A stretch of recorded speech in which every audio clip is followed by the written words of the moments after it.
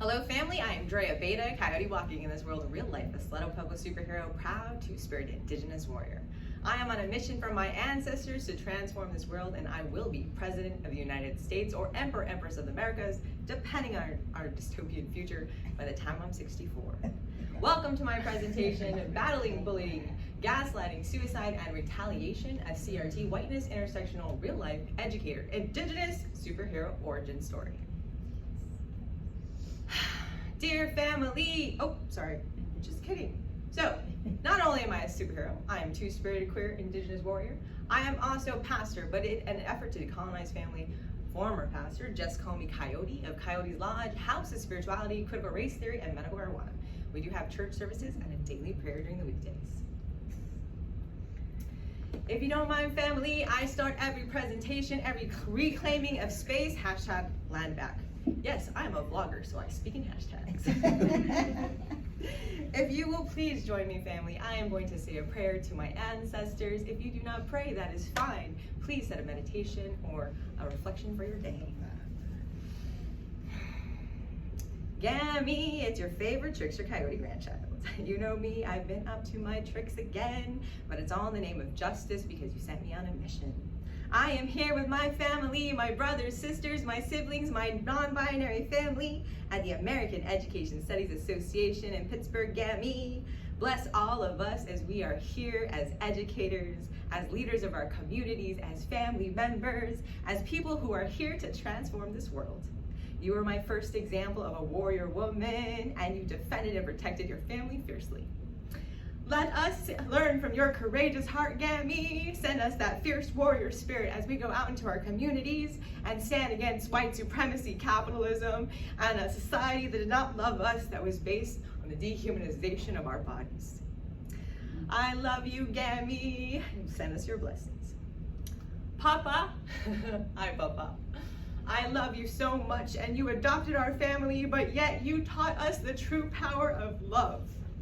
You provided meals for us and comfort and spaces, Papa. And during this time of violence, with COVID still ravaging our lives and communities, please send us those spaces, those people who will lift us up so that we can start the healing process and continue to do the work that is needed. I love you, Papa. I hope the cable's good up there. And to my great-great-grandpa, Pablo Abeita, true revolutionary and a Sleto Pueblo statesman, dear sir, you wrangled with presidents and got 28,000 acres of our land back. You taught our people that we could be fierce and wrangle with the powers that be. Send us your wisdom, send us your courage, and allow us to stand against institutions and powers bigger than all of us. To all of our ancestors, aunties, cousins, gammies, those who are related to us by blood and those we have adopted in our hearts, please rest in peace and send us your blessings as your warriors here today, as your dreams come flesh, as we continue to honor to all of your names. May you all rest in peace.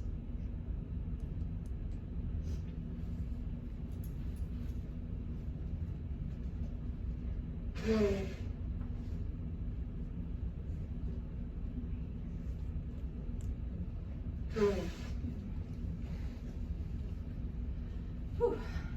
Family, thank you for allowing me that space. I am an indigenous, two-spirited, queer, bisexual, multi-trauma survivor, PTSD diagnosed, medical marijuana researcher, advocate, revolutionary, critical race, whiteness, intersectional scholar. I'm also a 10th year PhD candidate. I am also now, forgot to update that, past chair of the American Education Research Association Graduate Student Council. And I am infamous, family, the only one that they tried to have arrested. Basically for getting $100,000 out of them to provide a humanizing breakfast for all of my graduate students who are financially insecure, especially during times of COVID. In addition to that, family, I have been a powerhouse at the University of New Mexico through GPSA, and I have brought $87,000 to my fellow students as well as to the College of Education because I know how to fill out paperwork. And I also helped to sponsor the Critical Race Studies Conference in 2018. This coyote booked all your rooms, did all of your catering, ran around and did everything on ground, so that was my honor. I'm the CEO of the Abeita Consulting Group. I specialize in academic coaching for youth. I firmly believe that every single child should have one adult in their lives who is going to say, everything's gonna be okay. I got you, let's figure it out. So I call it my fairy godparent services. So if you know of anyone who needs a boost or power mentoring, that's what I specialize. I also do life coaching with adults because we need help too. In addition to that, family, I'm a very public scholar and blogger with over 26,000 followers on 7 social media platforms, my powerhouse being LinkedIn. Please consider following me and sharing the message. I'm on Facebook, LinkedIn, Instagram, Twitter, TikTok, YouTube, Clubhouse. I think that's it right now. I did a lot of stuff. Lots of stuff. I actually started my research career doing a youth group called LOUD, Leaders Organizing to Unite and Decriminalize. My amazing academic dad, he's my dad family for real, is Dr. Steve Desai of the University of New Mexico. It was a 75% formerly incarcerated youth group, 80% LGBTQ. We went to the detention centers. We were doing interviews with the kids who are being incarcerated and thrown away by our society because they're students of color, because they have disabilities, because we have no room for imperfection. Those kids called me from the sidelines and they literally said, right? I was an academic, I was studying them, right? I was taking a back seat. And one of my amazing students, Hope by name, Hope by spirit, she called me out. And she said, if you're not an activist, then who is? And since then, I have risen to that warrior call. 48 leadership positions, 52 presentations and stuff. Now, my research question: how do our global community members with marginalized identities thrive despite COVID's ramifications on our communities? What do spaces, tools, strategies, and resources do we utilize to maintain our humanity despite the permanence of trauma, racism, white supremacy, and capitalism? How can social media combined with global family and community making be a tool of activism and resistance? Because during COVID, social media was a lifeline to so many of us who were quarantined in our houses and had no other way of communication, right? Hashtag internet is a human right. What are my data sources? So I'm a critical autoethnographer. I'm recording my lived experiences via journaling, family, because I lost my voice. In 2018, I took out a white male predator who was my academic advisor and was sleeping with students. I did over 48 different leadership roles, and he was using my parties, my house, the community events. I had Peggy McIntosh, Nolan Burrow, my dear brother Luis, Dave Stovall. They all came through my house, they came through my community, and he was using it as a hunting ground. I took it, I was in a cult for the first 5 years of my PhD program. So I took it to the university, I threatened them with a lawsuit, a social media campaign, even my tribe. We pushed him out of the university, but as you know, through advocacy work, we never win. But he is no longer there to hurt my community members. In addition to that, family, I was stuck in writer's paralysis because I hated academia, I hated my life, I didn't know what the heck I was doing anymore, so I couldn't write. So how do you collect data? How do you make your voice heard when you can't write? Go to video. So I have created a following, as you've seen, but I make videos that are based on having PTSD. So I'm a survivor of rape and molestation as a child, as early as 7 years old, as a ramification of Indian boarding schools. In 2008, I was arrested by a police officer during a racialized traffic stop. He accused my partner of having a bum tail light, and I was like, we weren't speeding. He arrested me, family, and I found out that police have more power than the ordinary individual. I was upgraded to PTSD at that moment. There's another slide, hold on. I'll get back to the PTSD in a moment. So let's get down to it. My grandfather, I literally am a zealot, family. I am a true believer on a mission from my ancestors. I literally talk to my grandma all the time. I talk to my grandfather, Coyote. And if you guys do not know, coyotes in indigenous culture are tricksters. We're foolish, we are wise, we change the world, we make mistakes, but great things always happen. And so I embraced that. I was 290 pounds and dying at 35 years old. Since then, I've had gastric bypass because I had eye surgeries, I had kidney damage, and I had nerve damage in my feet, and I really could not see a future for myself. But my family needed me, and they loved me, and I had to make a change. So I had gastric bypass. I started with cardio, I started with yoga. Now, you guys will find out, I train and compete in Brazilian Jiu-Jitsu. So from 290, I went to 175 pounds. I trained for over 20 hours a week, family, and it has helped immensely with my panic attacks. I literally took up jiu-jitsu on March 27th, a month before AESA tried to arrest me this year. But I'll be honest, when someone's trying to choke you out for a minute and a half and you're trying to figure out what to do, after that, CEOs, executive directors of $27 million nonprofits, no problem. So, grandfather's hope. She doesn't look like much. Are you sure? Grandfather Bear. They, Grandfather Coyote. They, Grandfather Bear. They are two-spirited, but it is not time yet. Just wait. This little coyote of mine will change the world. Grandfather Coyote. And that is how I write. I include stories from my ancestors, and I weave in our traditional ways of knowing and being as a storyteller with what happens to me in real life. And then I layer it with academia, family, and when you do that, you become powerful and you get published. And more importantly, we take up positions so that we can clear the path for our fellow graduate students who are coming behind us, because we are forever warriors. So despite COVID, white supremacy, capitalism, the ramifications of slavery and colonization, and countless other intersections of our lived realities, can ordinary people step up and become extraordinary? During era of chaos and uncertainty, can educators become real-life superheroes that all of our communities need? Warriors ready to step up and do ideological battle to ensure equity, safety, security, and opportunities for us all. Equity, not equality, right? Equity. So my life has been marked by violence. Raped and molested as a child, 2008, police brutality. We sued him, family. My lawyers got like, I don't know, 10 grand and I got like 2 grand. But he was also being sued by 3 other people at the same time. In 2018, as I said, I took out the white male academic predator. In 2021, the Isleta police, a lieutenant governor, and 3 multiple people accosted me on the side of the road during a one-person protest as a graduate union organizer for the University of New Mexico. In 2022, I sent the police to arrest me for trespassing, for shaming them, and getting $100,000 out of them. I'll go into more detail on that in a minute. So, from powerless as a child who could do nothing against my predator, as a graduate student who thought I could do nothing against the man who created a cult and hurt my sisters, as a person who thought I had no voice and lost it literally because I could not write and I thought I had no path forward, I became incredibly powerful. What is on my arm? Be fearless, seek truth, lead your people, protect everyone, and remember where you came from.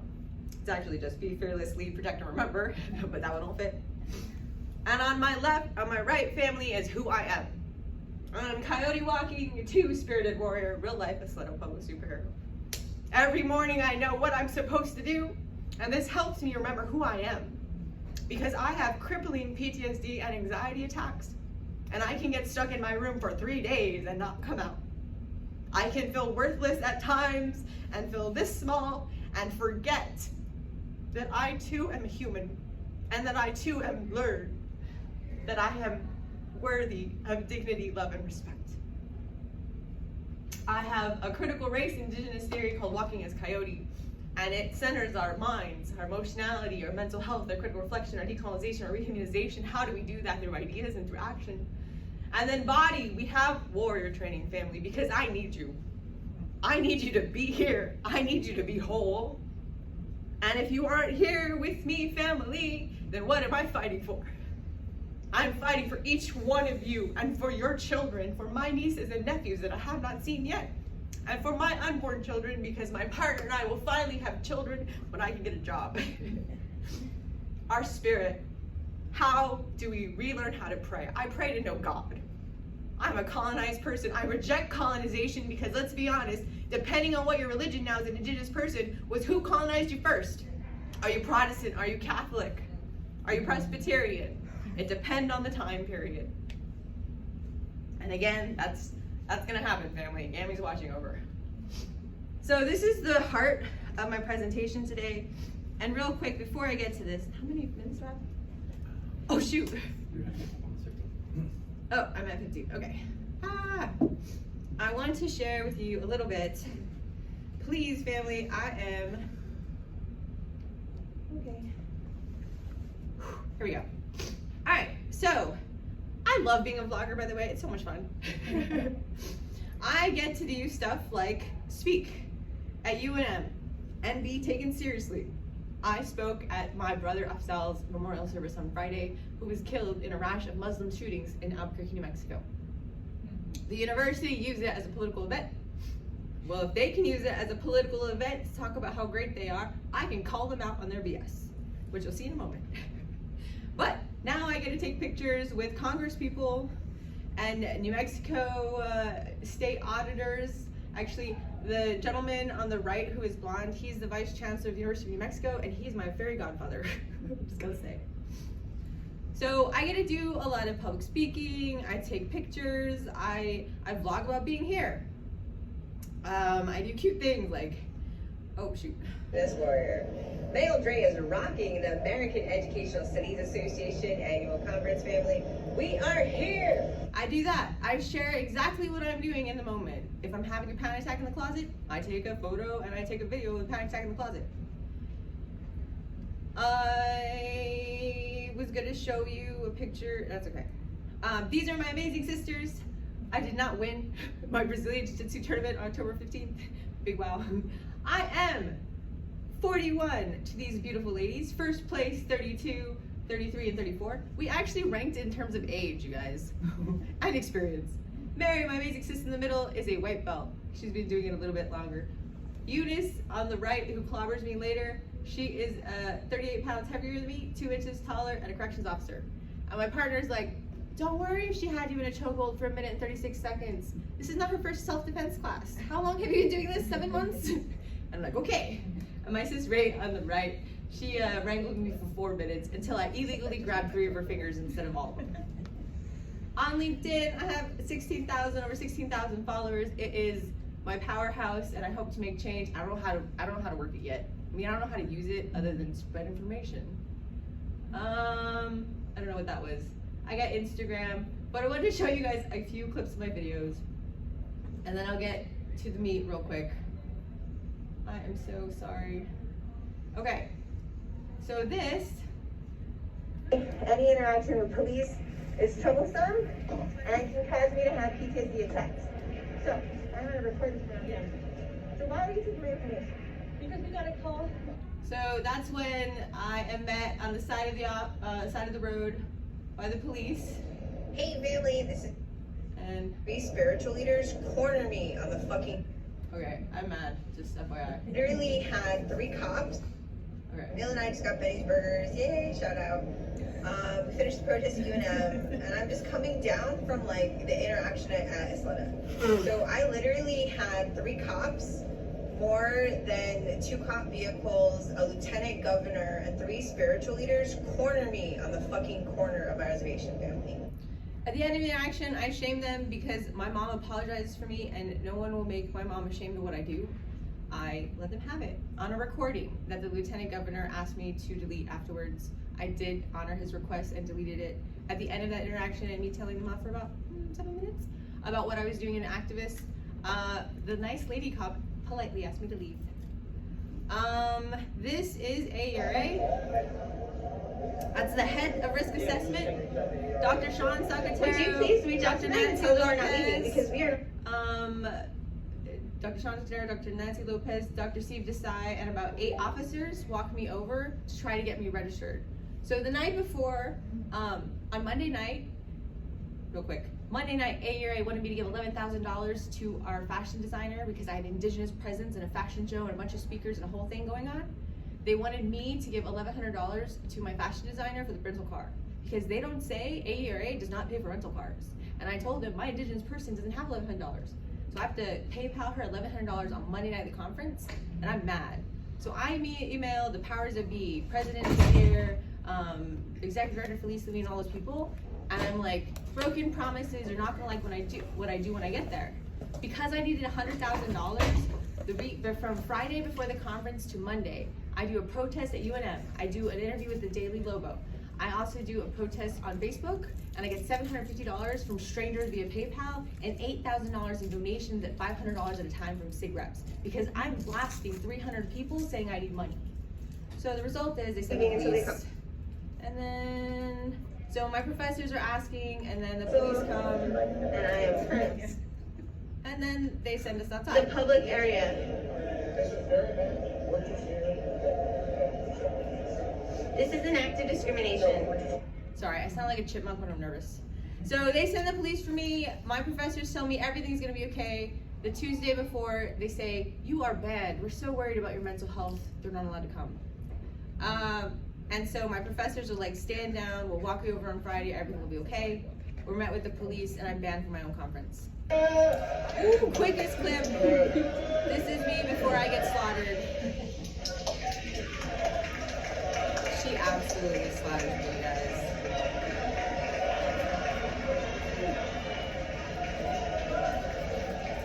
But that's okay. All right, let me get to the meat, and I'm so sorry, guys. I went over. I'm sorry. I have like negative seconds now. Oh shoot. Okay, I have negative seconds left, but that's okay. I'll go really quickly. So this paper is all about gaslighting.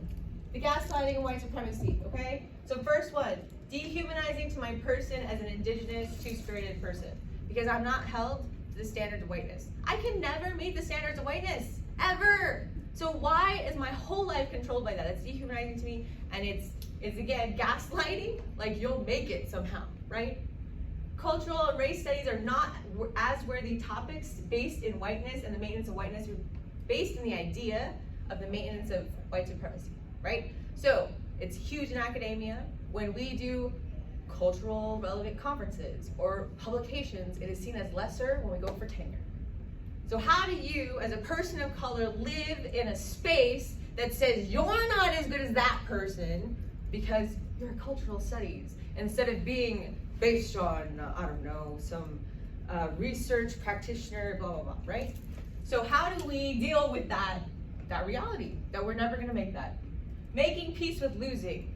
If you are an advocate, you never win.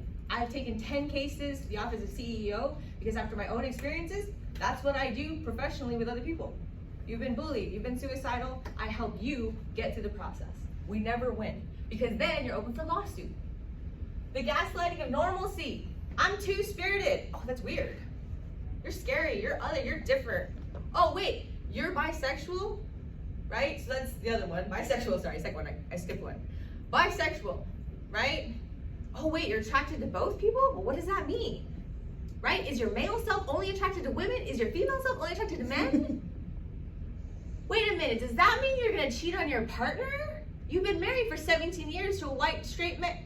Oh, he passes as a white man, but he's native though. But you've been married to a straight male for 17 years, right? Those are the questions. The gaslighting, you're not normal, you're weird. Medical marijuana, are you high? Is that okay? Are my children safe with you? Right? That's so weird. I am medicated 100% of my waking hours, family. I no longer get euphoric. It keeps me from upchucking my breakfast because I have crippling anxiety. But it allows me to function and be super, despite 3 days stuck in my room. Also, you can make it, right? You can make it, gaslighting. You can make it, but conform. Be like us. Gaslighting of disability. You must work 40 hours a week. If you don't work 40 hours a week, well, you're less than. And it has to be between 8 and 5, because then if not, I can't hire you. I can't tell all those other people in line, because then it would be unfair. Be normal. Right? As a person with PTSD, be normal. Just get over it. Why are you so sad? Why aren't you fixed yet? How long does it take? 2018 was a long time ago. Why aren't you back to normal? Why can't you work? What's wrong with you? Why do you have a 10-year PhD? I'm scared of you now. You have a disability. You have a mental illness. Can I trust you with my family, with my children, in the classroom? Are you sure you're a researcher? You are dispensable. They can throw you away at any time because you have a disability and you cannot measure up to your colleagues. Rubrics as justification of how I failed. Oh wait, you didn't meet our standards. Here are the reasons why. Oh, you have a disability? It would be illegal of us to know that you have a disability. So I'm sorry. All these people, they got the job. They got the award. But you know what? Keep trying.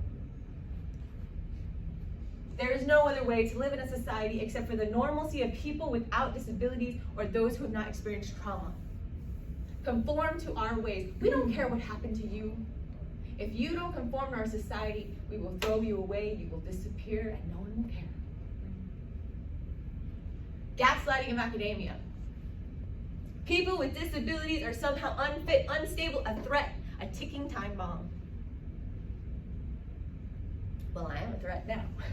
Because I fight for justice, family, and I'm not afraid to speak out. What is my reality? Heck yeah, I'm late. I'm always late. I'm also slightly intimidating, I've been told. Because I'm brutally honest and I will tell you the truth. I work all odd hours, you guys. I'll do 7 a.m. I will also do 11 p.m. to 2 a.m. If that's the time that works for me, that's what happens. I have regular panic attacks, crippling anxiety, and PTSD episodes that have left me locked in my room and feeling hopeless. But despite all of that, I never let it stop me. Because watch out, world, I am a coyote on a mission from my ancestors. My last slide, family, is my call to action. Oh, significance, social media as data, counter storytelling, CRT, giving alternate forms for our people to collect our life stories, giving powerful transformative voices to marginalized groups. Video is legitimized as data collection, indigenous epistemologies and ontologies are honored, and identity is explored, celebrated, and loved, while creating spaces of healing. And my final ask, family, is always find your own humanizing balance between your mind, bodies, and spirits. Go find your battle, get in the fight. Thank you so much for your time.